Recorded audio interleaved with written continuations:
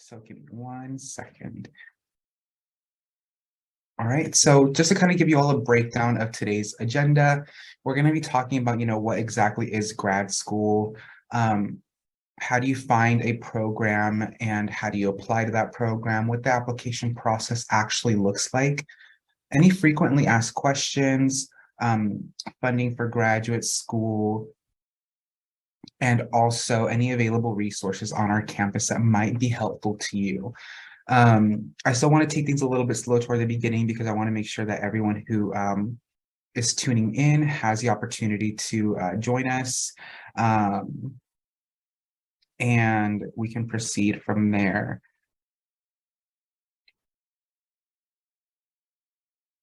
All right, so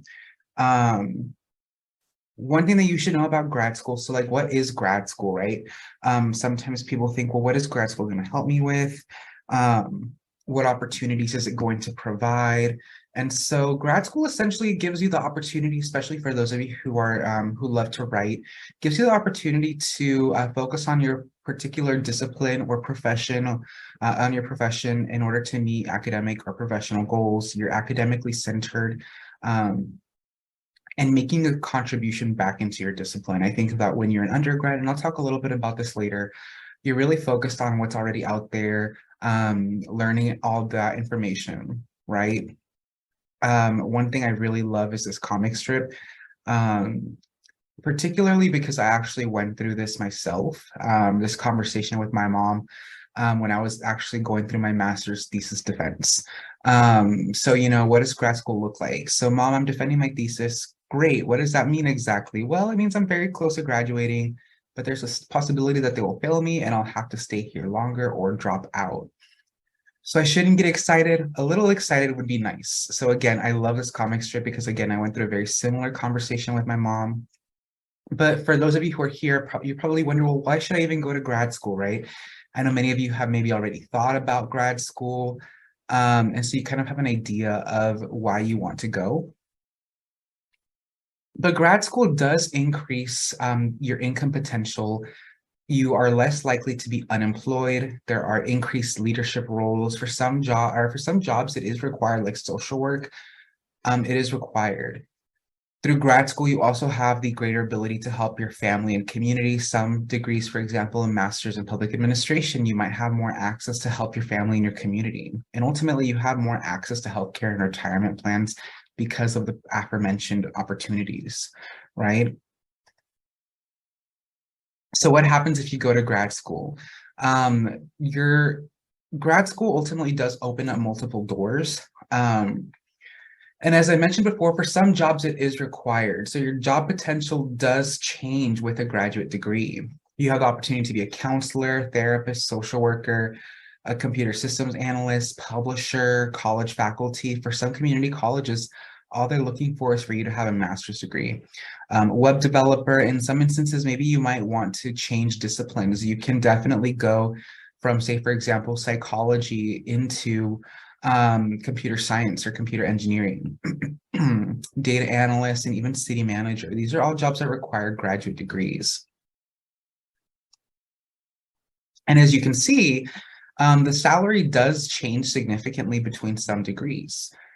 If you're looking, for example, social work, if you have your bachelor's degree, right, you're looking at $42K a year, versus if you have your master's degree, you're looking at a $56,000 salary annually.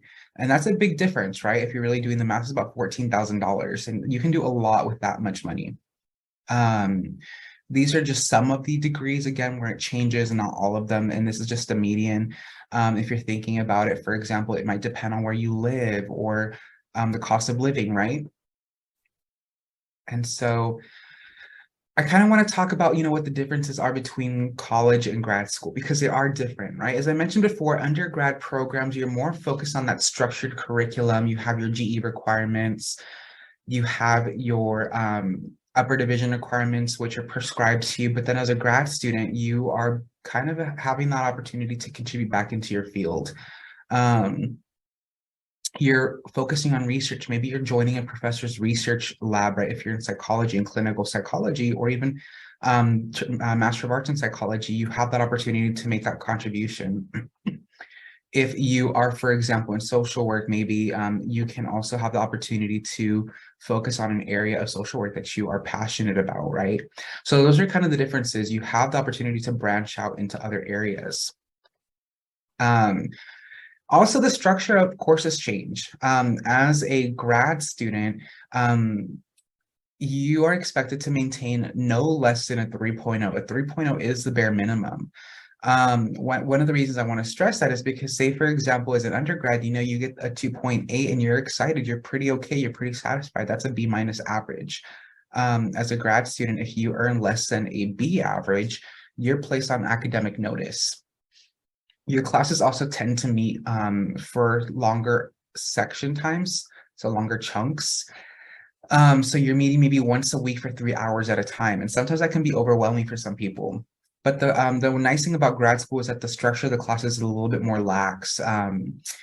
For example, you might be sitting in a guided discussion or maybe in a lab where you're kind of interacting with one another more openly than as opposed to if you were in an undergrad session. One thing I want to talk about too is also the unit load. So right now as undergrads, right, you're taking on average about 12 to 15 units. As a grad student, you're looking at 6 to 9 units. An average graduate program is about 30 units. Some programs are a little bit longer, and so they'll have you take more units per semester. So that's one thing I really want to stress. Some programs also do require internship hours like counseling, social work, and among others, right? So that's also something to really take note of is, do you have the ability to commit to these types of things? Let's see. And I want to talk about the culminating experience. Most programs, especially in the College of HSS, will require you to go through a culminating experience, whether that be a thesis, a project, or a comprehensive exam. Many times students might start off a program and they say from the get-go, I know that I want to write a thesis. And maybe later down the road, they say, you know what, a thesis isn't for me. I don't want to write all that. So they'll opt in for comprehensive exams. And the reason I want to stress this is because maybe, for example, your program gives you the option for all three, right, as you go into your master's program, but maybe you're looking into other schools and those schools give you more options, right? So those options, for example, might be you can only write a thesis to get that degree, and maybe you don't want to write a thesis. Maybe from the get-go you want to take a comprehensive exam. So that might deter you from one program over another one, right? I know my master's program let me choose between any of the three options, and that's something that I want you all to kind of think about as you're doing your research, right?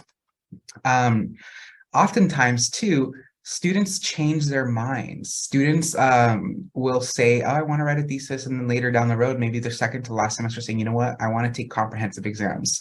A thesis is not for me. And that happens all the time, believe it or not.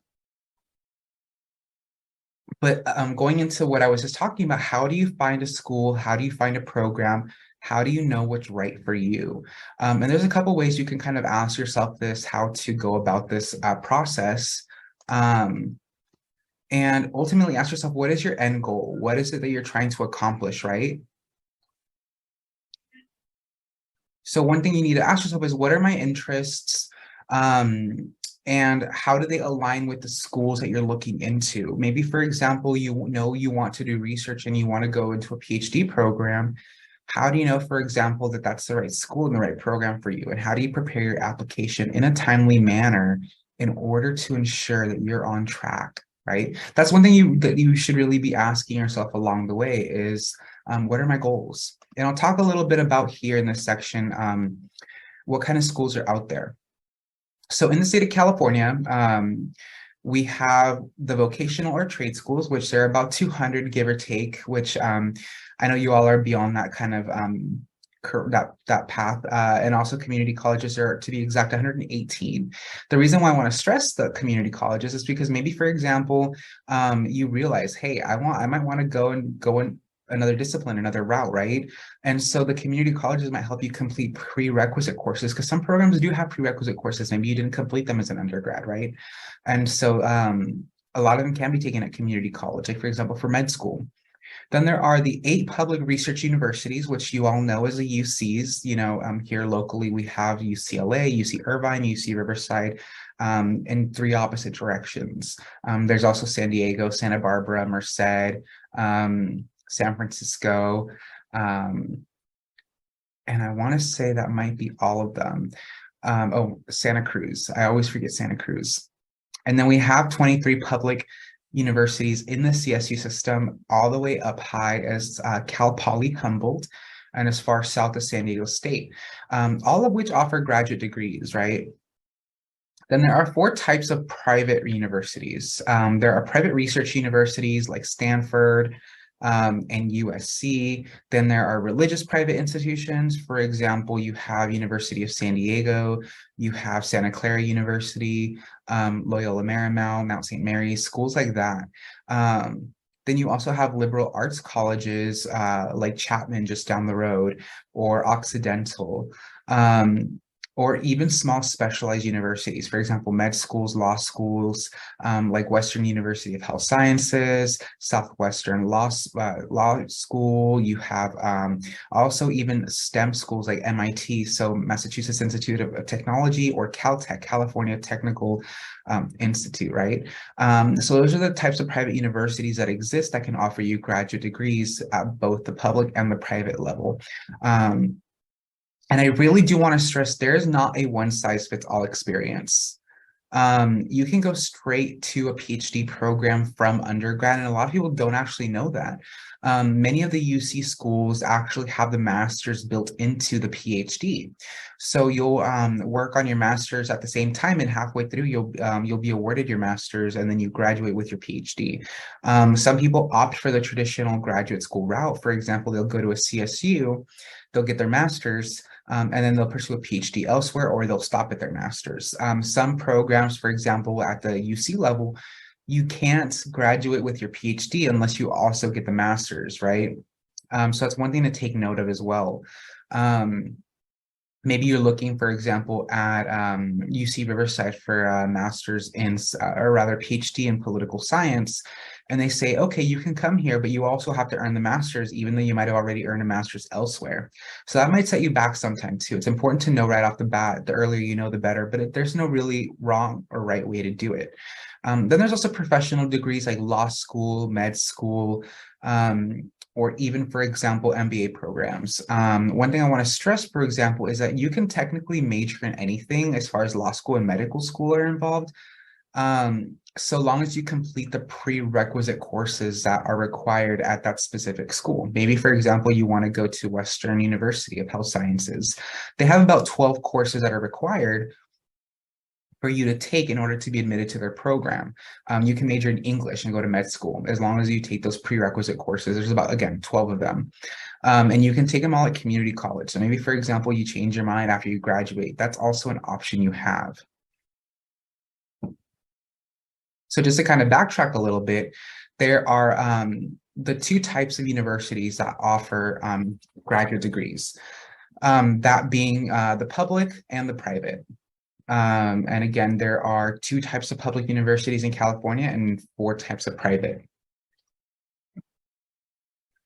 I also want to talk about, for example, what do you need to consider in terms of where you want to go, right? So academic goals is a major one. For example, are you wanting to do heavy research? Maybe you want to attend a UC or a private university that specializes in research. For example, Caltech, or Stanford or USC, or maybe, for example, you don't want something that's as research heavy, but it's also going to challenge you. So maybe you want to stay at Cal State Fullerton.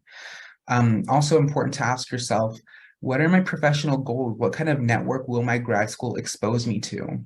Will, for example, attending grad school force myself to stop working, right? And that kind of goes into personal needs as well. Will you have to relocate in order for you to attend the grad school you're interested in? A lot of people, for example, are caregivers for relatives, maybe, for example, their parents, or they have spouses, and maybe relocating their family for grad school is just not feasible. That's where kind of online programs come in, or even staying local comes in. And ultimately, the last one you should very highly consider is, will graduate school have a long-term impact on your finances? Again, going back to, will it force you to quit your job? Or also, are you going to go private? And how much funding are you going to be provided if you go private? That's one thing that I want to stress. And I'll talk a little bit about that later. As I mentioned before, this is only one part of a three-part series, right? This is just kind of the fundamentals. I have another workshop that focuses on the actual Cal State Apply application, and I have another one where I walk you through the financial aid application and give you in-depth information. I will cover financial aid, but not so much on a deeper level. And here's kind of a timeline of maybe where you should be at. So in high school, you're applying to colleges, kind of exploring your career interests. By your first year, you're doing some exploration.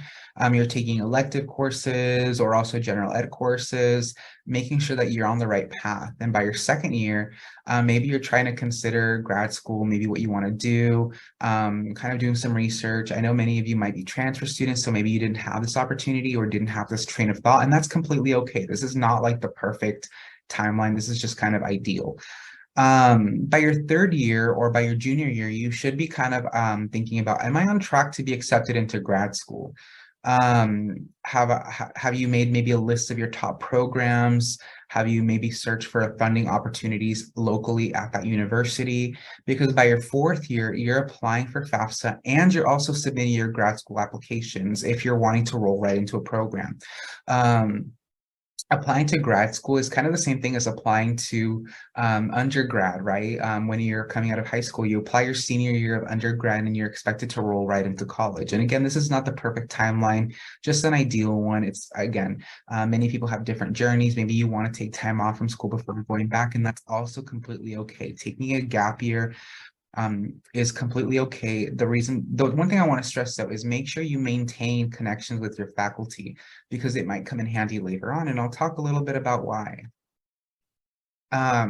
So Dr. Galavi Ceballos, which I don't think he could be here today unless he's on here, which I don't think he is. He does have a podcast as well. It's called the Scholar Holler Podcast.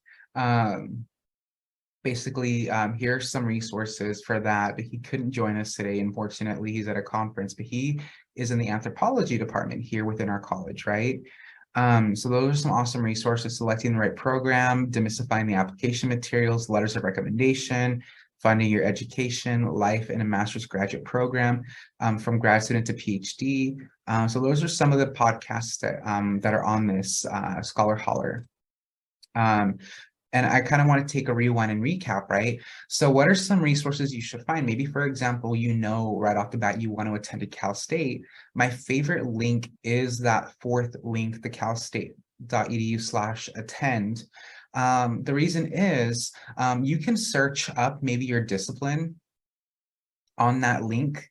And it'll give you a list of every single CSU that offers that program.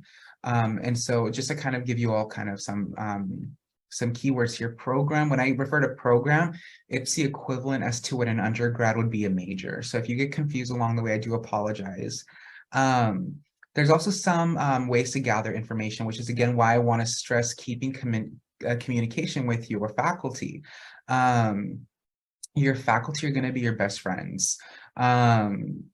You can email them and ask, hey, where did you go to grad school? Maybe there's a faculty member you're just really, really close with and you just want to know more about their experience. My recommendation is reach out to them. That way you can make that communication, that connection. Oftentimes they might refer you to another campus that might offer a degree you would be interested in. That's one thing I highly recommend. It may be, for example, you already know where you want to go. Look at their list of faculty and reach out to them directly. Email them. Don't be afraid of reaching out to them. One of the reasons that I say this is because sometimes those faculty can sponsor you in the admission process. They can vouch for you. And also look at these websites to narrow down your search. But my one recommendation is just reach out to the faculty. That's actually how I got into grad school, believe it or not. I reached out to the faculty who was in charge of my program and I got in because we had that communication and she was willing to do whatever it took to help me get in. But one thing I also want to talk about is for those of you who may be interested in a PhD program, do you have to go back and teach if you go into grad school? The answer is no, not at all. If you want to get a master's or a PhD, plenty of companies will actually hire people in the humanities to work for them. For example, I know someone who works in people operations at Google and says, we love hiring people with master's and PhD to work in human resources because they have research experience. And that's something that we need here. So this person, again, works at Google. Will you be more successful if you go to grad school as opposed to not? No, not at all. That's kind of a misconception that, again, that first of all, that you have to go back into teaching and that you'll be more successful. But it just ultimately depends on you, right? What your goals are, how you make sure that they align. And what happens if you don't go? As I mentioned before, it ultimately just depends on you. But I did mention in the beginning, grad school does provide access. And that's one of the important things that you need to remember is what kind of access do you plan to have? Sometimes you are going to grad school specifically for the network, and that's something that's also super important. What kind of opportunities will your network provide for you in grad school? Moving into the next section, I do want to talk about the application process a little bit, but I want to take a quick pause and ask if there are any questions before I move on to the application process.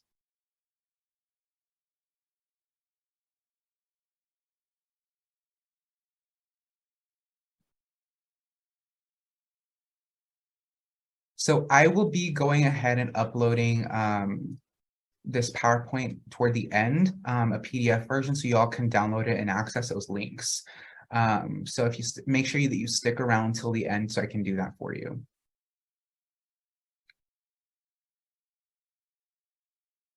All right. And if there are no questions, I'm going to go ahead and move on to the next section, which again, I will cover the application process. So here at Cal State Fullerton, the application process is a bit confusing, especially for some programs where they have a two-step application process. Here we also have 8 colleges and dozens of programs to choose for, and I'll cover a little bit about that as well. So again, as I mentioned before, we do have a two-step application process. The first one includes making sure that you meet the CSU admissions threshold. And then every single program is then allowed to set a higher standard, and I'll explain to you all what that's like, right?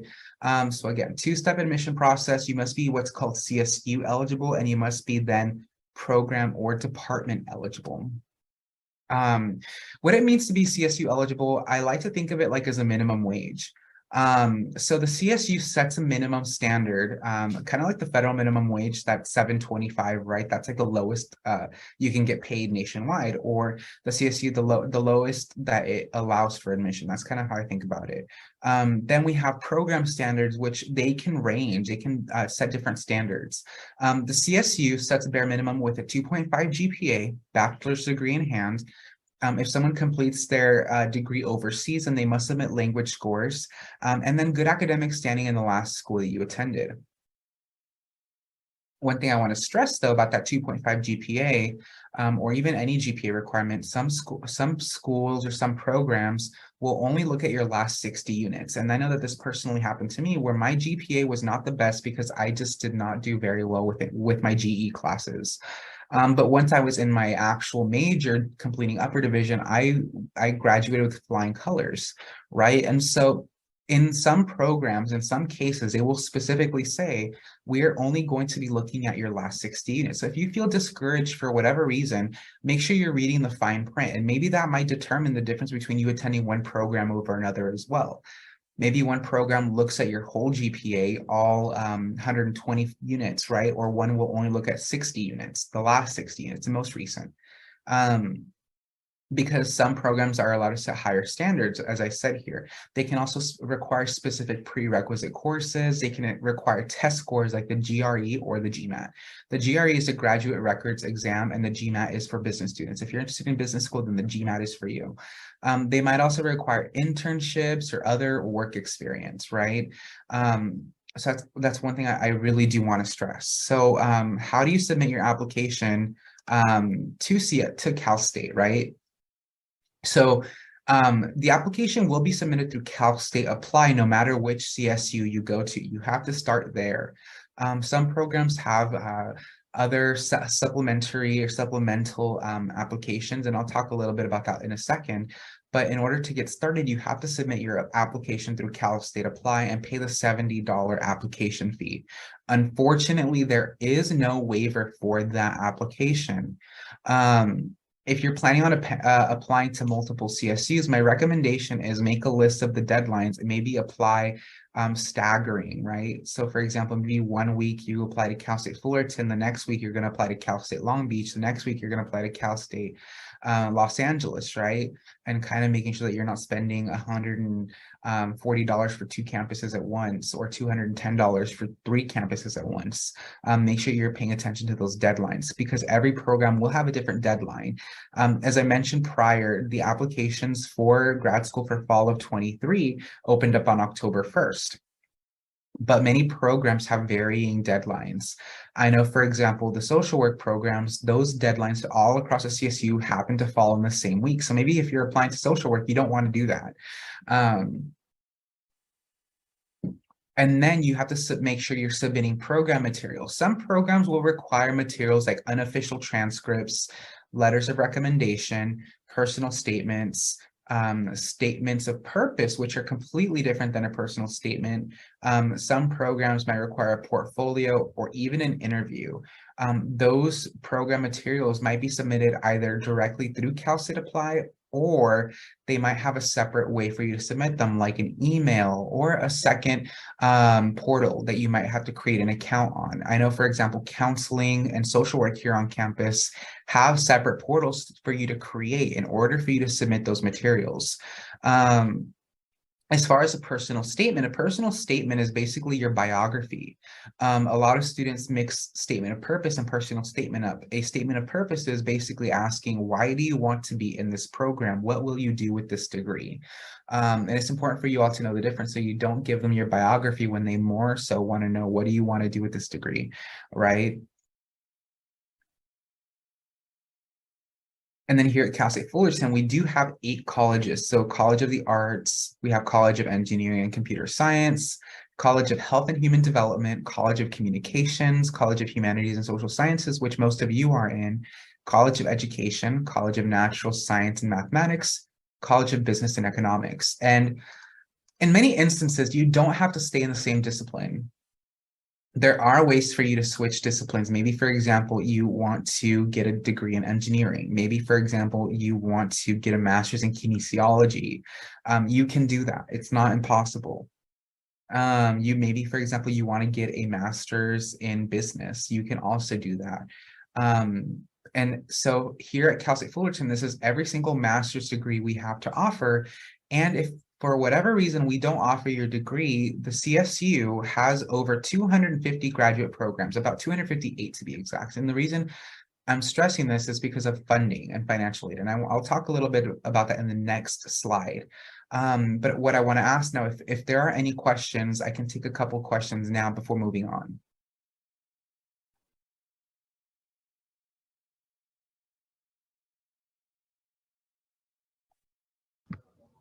Well, my question is just probably not with this, but with financial aid. You can apply for financial aid even though you already have a bachelor's? Yes, and I'll talk about that in the next slide. Okay, thank you. Okay, and so Isamar asked, how common do people stay within the same school through undergrad and graduate programs? So it's actually pretty common, and there's nothing wrong with it. The one thing I want to stress is go to grad school where you see yourself settling down. If you see yourself settling down locally, then it's okay to stay locally. If you want to branch out, just remember that wherever you decide to go to grad school, that is where your professional network is going to be.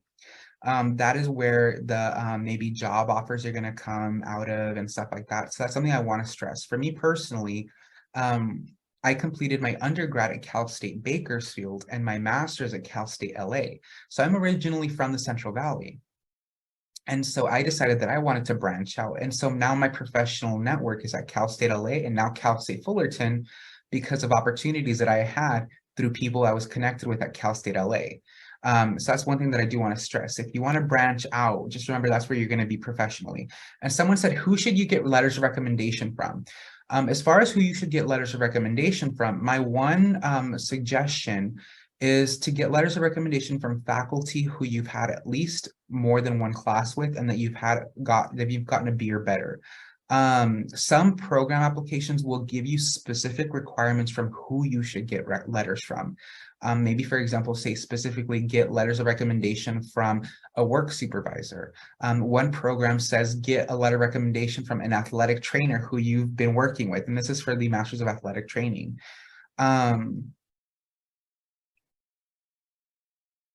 So for the most part, they will ask you for letters of recommendation from faculty.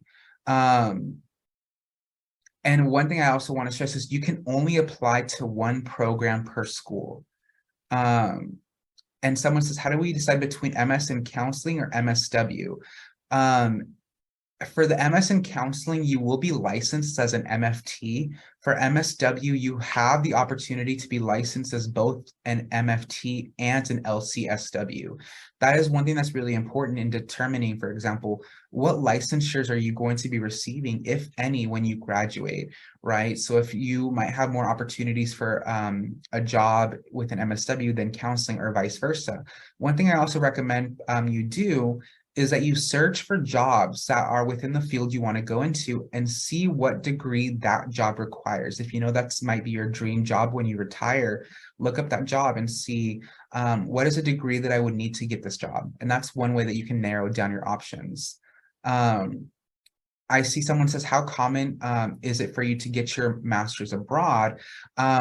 Ultimately, it depends on what your field is. Maybe, for example, what my recommendation is, look into a program that offers you the opportunity to study abroad. So in order to be, so I see someone asks about the psychologist program. So that would be psychology, the clinical psychology program. So here, if you see, it should be on the screen, you can see in Humanities, we have clinical psychology toward here. Someone said, can I repeat what I said about MSW? Yeah, it depends. What licensures are you interested in? Every program that has a high unit count will have licensures attached to it, and ask yourself, is it more important for me to have just the MFT, or does the LCSW matter to me as well? And if so, that's kind of how you will know if the MSW program is better for you than the counseling program. So that's something that you might want to ask yourself. Well, I was asking because you mentioned something about, I think it's for the MSW, you can do both the MFT or So if you LCSW. look on the website, you can get an MFT license through the MSW program. Okay. I was actually more into the LCSW, so that one would be the MSW, right? Yes. So Okay. someone said, if you failed the class that you needed for your major, is your chance of getting into grad school limited? So here at Cal State Fullerton, we do offer grade forgiveness.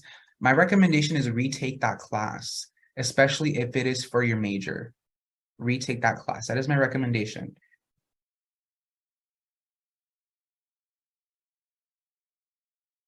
And is it possible to be part-time? Some programs will not let you be enrolled part-time. It is very important that you look at the program plan. Some programs, they will let you be enrolled part-time, some will not. If you're looking, for example, MSW, we do have a part-time enrollment program. However, you cannot receive financial aid for it. You can only receive financial aid for the full-time master's program in social work. If you are unsure of what you want to do, if you got the email from me with the with my email signature and you look at the calendar link, you can actually set up appointments by clicking on the calendar icon in my email signature. So if you got the calendar invite for this session and you click on that, you can actually set up a one-on-one and we can meet together and discuss career options as well. So that's one thing you can do. So if you have further questions. All right, so I'm going to move on to financial aid and how funding for grad school works. All right, and I'll take questions again toward the end. So yes, the annual emphasis does provide a pathway to an LMFT. Just to answer your question, all right? So there are a couple different ways that you can pay for grad school. And that those include, student loans, which I say are the last resort, or should be the last resort for most of you. And I'll explain why. There's also, for example, fellowships, scholarships, grants, associateships, and assistantships, and I'll talk about what each one of those mean. If you are eligible for a grant for funding, it'll be through the state university grant. So one thing I want to stress that people don't know: federal funding goes away. So the only federal funding you can receive are student loans. When it comes to funding for grad school, you can receive the state university grant, which is funded from the chancellor's office and from the state of California. You can also apply for scholarships and fellowships like Project Upgrad's Espalante Fellowship Program, which I actually oversee. There's also loans, as I was mentioning, but then there's also assistantships and associateships, where you basically get a job on campus. And through that job on campus, you're getting a monthly paycheck. So you do get paid to do that job. You can work, for example, also as a teaching associate, where you're actually teaching your own class or your own lab section. So that's something that I want to stress that a lot of people don't really know about. And I'll talk more about this in a second. So how do you know what type of financial aid application is right for you? So if you're a US citizen or other eligible non-citizen, like a permanent resident with a social security number, you're going to be filing the traditional FAFSA form. This can be found on studentaid.gov. If you're a California resident, but not a US citizen, and are AB 540 eligible, you can file for the California DREAM Act. The current federal student loan rate, I want to really highlight this. A lot of students, they take out student loans, and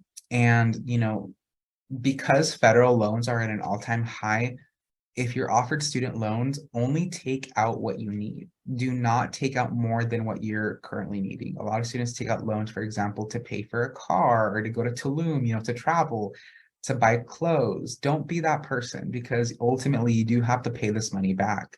That's one thing I really want to stress and highlight. The federal direct unsubsidized loan starts accumulating interest the second it hits your student account. So it is not subsidized like the undergrad loans. The federal direct plus loan, you might not really have to even worry about this one, unless maybe you go private and you need additional money to supplement your tuition costs. Then for those of you who maybe are DACA, we have the California Dream Loan. You have to file before March 2nd. You must be AB 540 eligible and have an AB 540 affidavit on file with your new institution. Say, for example, you leave Cal State Fullerton and you want to attend another CSU or even a UC, you have to make sure they have your AB 540 affidavit. And so then, for example, you also have to be enrolled at least half-time, demonstrate financial need, make sure that you're meeting SAP or satisfactory academic progress. You can't have defaulted on a student loan, must complete master promissory note, loan entrance counseling, and loan exit counseling with the university. You must also understand that your interest rate is also a little bit lower than the federal loans, because you're not eligible for federal loans as someone who is DACA. You can get this loan at a CSU or a UC campus, and a maximum amount of $20,000 per the lifetime of the loan. So say, for example, you were offered this loan as an undergrad, the total that you can have is $20,000, and you can only take out $4,000 per year. And this loan, the nice thing about this loan is that it is subsidized, so it doesn't accumulate interest so long as you are enrolled at least half time. And once you graduate or drop out or drop below 6 units for enrollment, then you have 6 months before you have to start paying back the loan. So I want to talk about the good stuff. I want to talk about the state university grant, right? So in order to get the state university grant, you have to have applied for FAFSA by the March 2nd deadline. You have to have an estimated family contribution of $4,000 or less. You have to be a California resident or AB 540 eligible. So those of you who are DACA, you are also eligible for a state university grant. And you must be enrolled at least half-time, which is 6 or more units. So as graduate students, 6 or under is part-time enrollment, 6 to 8 units is half-time, and 8 and above is full-time enrollment. As a grad student, you'll also now be considered independent. So say, for example, your parents make too much money. That's something that I hear a lot of the time. You don't ever have to worry now as far as financial aid goes about your parents claiming you on their taxes, because that now goes away. So that's something that I do want to highlight. So for those of you who are worried, my parents make too much money, that's something you no longer have to worry about. So someone says, what does EFC stand for? It's estimated family contribution, or how much your family can contribute to your education. So say, for example, for those of you who didn't receive grants as an undergrad because your parents make too much money, you're now flying solo. So you don't have to worry about that anymore. All right. Then we also have, as I was mentioning before, the Palante Fellowship Program. And someone says to apply for FAFSA to get priority, yes, March 2nd is the deadline. So say, for example, right now that you want to go to grad school and you know exactly where you want to go, I would file for FAFSA as early as today. There's no penalty for not applying for the schools you add to your FAFSA list. It helps you more than it hurts you to have those on there. At the end of the day, when you submit your applications for grad school, it's going to kind of connect the applications for both for the admission process and as well as the FAFSA process. So the earlier you file your FAFSA, the better. And you can always go back and make revisions to your FAFSA if you want to add more schools, things like that. So the Palante Fellowship Program aims at providing funding for underrepresented students from the college's HHD, HSS, ECS, and NSM, and you're awarded $1,000 for the academic year. One thing I want to stress about the State University grant is it doesn't cover campus fees. It doesn't cover like the student union fee, the health center fee, the student rec center fee, things like that. And so that in total per semester is about $640, give or take. This grant, the Palante Fellowship Program, this fellowship rather, provides you $500 for the fall and $500 for the spring. So if you were to be awarded both the State University grant and this, you would only be paying out of pocket $140, give or take, for tuition. So that's kind of the nice thing about kind of applying for these opportunities. This application requires an application form and one letter of recommendation before March 2nd. So we open this up when we come back from winter break. Then the next one is a grad equity fellowship, which can award students anywhere from $500 to $2,000. You can only receive both of these once as during your time as a grad student, so you can't receive them more than once. For grad equity, every single CSU actually has this funding opportunity. The deadline for this one usually happens around late spring, so sometime around May. And you can get more information by going to the Grad Studies website. Many students don't also know that we have a general scholarship application. So if you go to your Titan portal and click on the search bar on the left-hand side, you can search scholarships and it'll take you to the general scholarship application. We have dozens of scholarships around campus just for the College of HSS, and sometimes even for your specific major. These are just 2 of the scholarships that are available for students.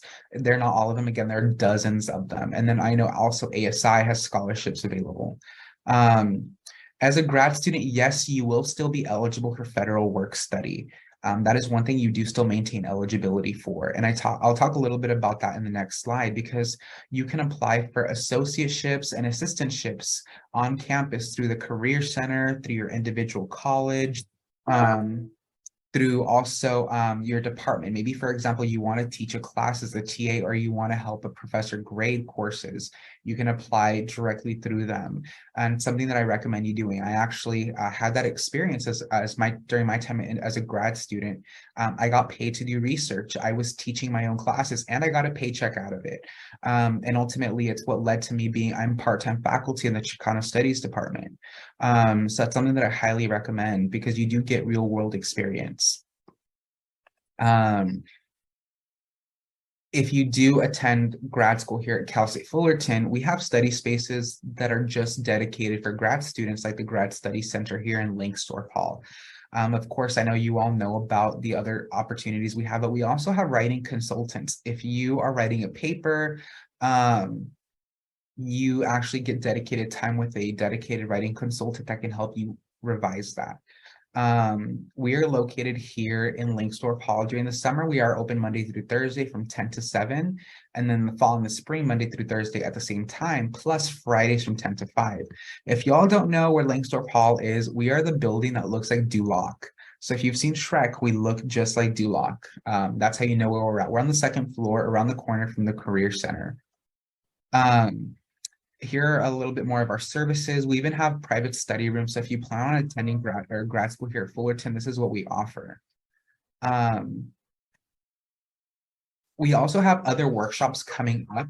We have, for example, the Cal State Apply workshop. If you're already ready to start your application next week on Wednesday from 11 to 12:30 in person, I will be hosting the Cal State Apply workshop. So if you plan on attending this, I highly encourage it.